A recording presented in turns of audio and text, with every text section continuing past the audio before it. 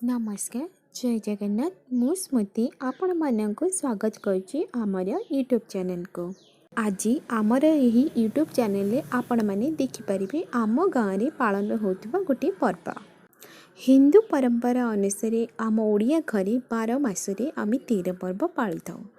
से मास मानक मध्य श्रावण मास अन्यतम अटे। श्रावण मासरे आम झुलन पर्व पालन करिथाउ। झुलन पर्व ओडिशा रे 5 दिन धरी पालन हुए। आम गाँव में यही पर्वटी महा आनंद रे पालन हुए।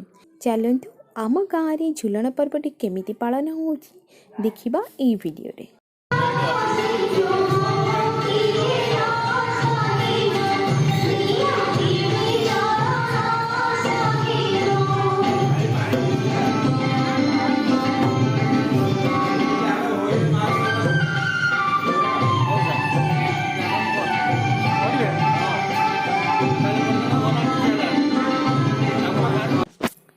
राधाकृष्णंकर अनन्य प्रेमर स्वरूप होउछि झुलन पर्व।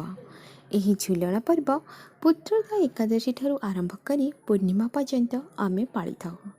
यही झुलन पर्व रे राधाराणी आ कृष्ण को आमे झुलारे बसाई झुलाई थाउ।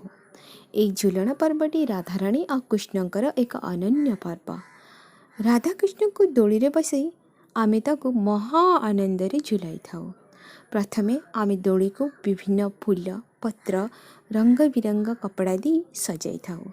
तापरे राधाकृष्ण को आमे नूतन वस्त्र परिधान कराई थाउ और राधाकृष्ण सिंगार करी आमे दोली रे बसाई थाउ।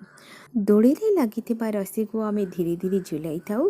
ता द्वारा झुलाटी धीरे धीरे झुलुथाए और झुला मध्य रे राधाकृष्ण अत्यंत आनंद रे झुलुथांती।